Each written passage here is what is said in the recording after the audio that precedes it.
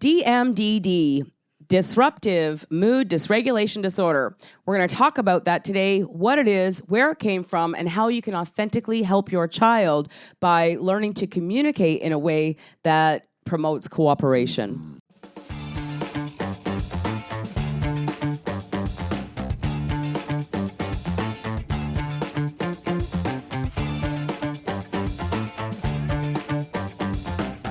Welcome to Learn to Speak Kid podcast. We are Bonnie and Thomas Leota. Yes, and we help families transform the most disruptive and defiant child behavior without mind-altering medication, years of therapy that goes nowhere, or any type of harsh punishment. And Tom, today we're going to be talking about DMDD. And it's interesting to me that parents all over the world are searching for how to help my DMDD child without medication when the FDA has not even approved any medication for DMDD. And the fact that it didn't even show up in the textbooks until 2013. So let me share with you what DMDD is. It is a child who has outrageous, intense emotional outbursts that are usually described by the adult in the room to be beyond like what would be expected for the situation. Like, they drop their pizza on the floor and that turns into a 1 hour screaming, intense emotional outburst. And this happens for longer than a period of 12 months. And unlike ODD, which is 6 months, they must go 3 months without any symptoms in order to get the diagnosis of DMDD. But I want to pre-frame too. We've had clients come to us after 10 years of this diagnosis, severe ODD with DMDD and ADHD, heavily medicated, going to therapy week after week, seeing a psychiatrist once a month, having an IEP, taking all of these measures to help the child from the outside in without seeing any change in the child's behavior or mood. So it's like parents are literally being taken down a rabbit hole of hell. And I know when you were in your martial arts school, you were being brought all these kids that were being kicked out of daycare. Did you see any kids that would have fit the scope of DMDD back in the day? I'd almost have to echo back and say which kid didn't. Yeah. And what I mean by that is, we're like babies. We're making noise. A lot of times we just really don't know what to do. And so what we might think is bad behavior could be just someone who is going, I feel like I'm in PE class, but I don't know about running in the hall is the wrong behavior, right? Kids are just impulsive. They just do things in the moment. They're not really thinking. They're just playing. And it's that idea to go, is my child really going to sleep going, what can I do to really disrupt things tomorrow? Or they're just seeing things and just playing with no instruction manual. Well, it's like God made you just like a big kid. It's like he made you a kid, and even though you're like 55, I think almost 56 years old. Put a 1 in front of that, 155. You can still see the world through kids' eyes. And what's interesting to me is like the Bible actually says, when I was a child, I thought like a child, I saw the world like a child. And then when I became an adult, I forgot childish things and I started to see the world as imperfect.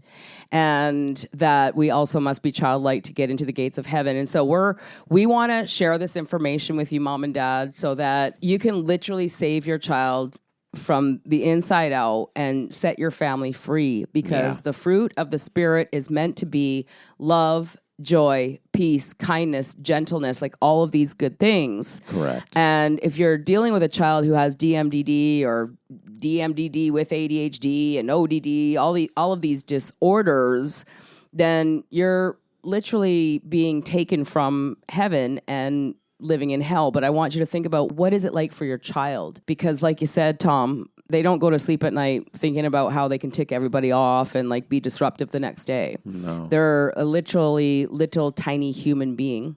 And so I'm going to talk about this, and I'm going to pass it off to you to talk about a solution, because even though your child might be 14 with DMDD, we got to go all the way back to the age of 2, because we're making huge mistakes right now in the parenting world. We are being taught to, number one, talk things through, which usually starts at the age of 2 and continues on, right? And we're also being taught to find more and better ways to manage child behavior. Right. And there's a few pieces to your philosophy that are missing or totally opposite of these things.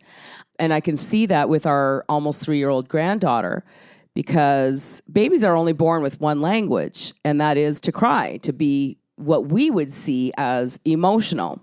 And, just for instance, one time she wanted to have a cookie and I wanted her to sit at the table to have the cookie.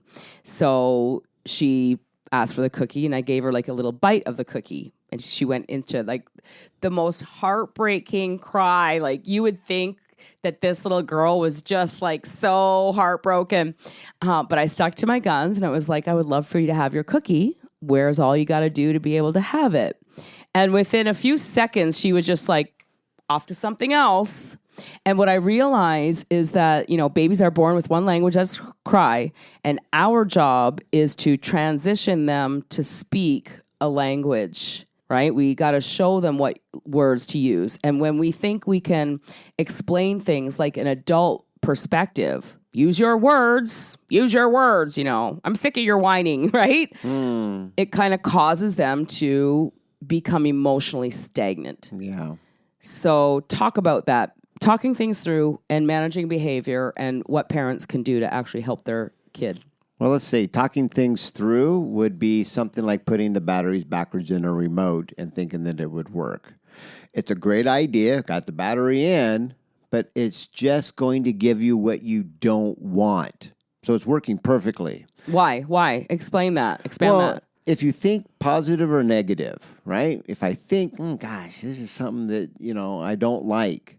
And then you tell them somehow of can't, don't, won't. And to their feeling is there's like a block. That's going to feel negative.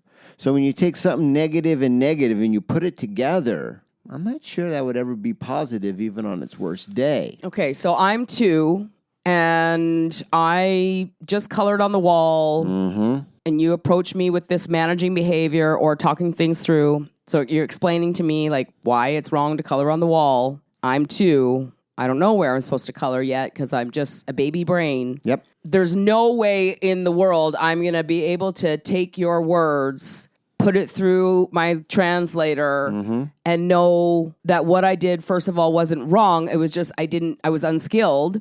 And secondly, where am I supposed to color? You gave me the crayons. I colored. I made this beautiful artwork for you to look at. And then you come and tell me I did something wrong. And you're explaining to me there's no way for me to actually understand what you're saying. And I can get stunted in my growth there. That's called a bullseye.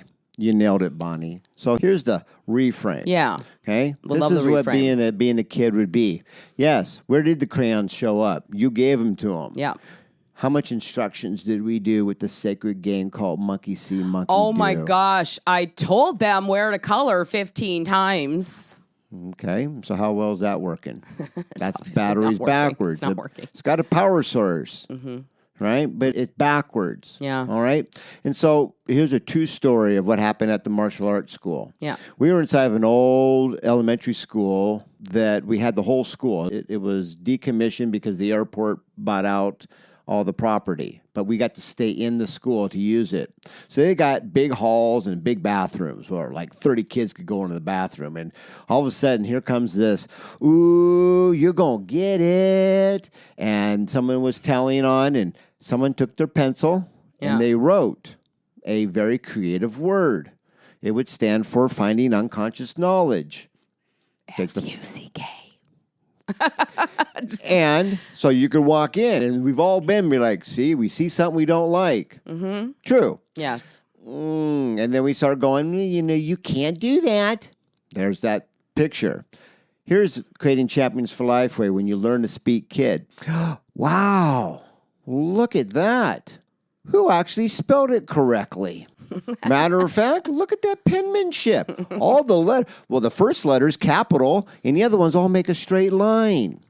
You see, when you take a moment to validate that the child was playing monkey see, monkey do, and mimicking, and even possibly following the leader, because if somebody did it, they did it, and they're looking for validation. Now, I know what parents are thinking. Let's just take a moment, take a deep breath, and go, look, when and where are things that we have to just take off the table for right now, okay? Yeah, because this is just an awareness video. You can't take a child who's been diagnosed literally with DMDD after 8 years and like change it instantaneously, but you can definitely start here. Okay.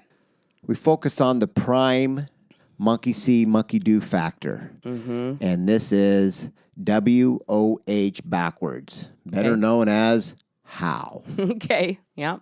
Did you see how I wrote? And this time his master instructor is called Kwanjang Nim in Korean. Did you see how I wrote Kwanjang Nim? This is the sacred voice that we all have that's been conditioned out of us. And Dylan, yes, I do see how you wrote on the wall. And yes, I do see how you spell correctly. And matter of fact, it's actually really good penmanship. Like, I can see that you are just a little genius embracing your own uniqueness. And it's like Horton Hears a Who. I am here, I am here, I am here. And I can validate that. And when you can take a moment right there to validate that, the child just goes, thank you. Yeah. Now, when we can do that, this is why parents bring me their kids, because this is called a given in my world. Yeah.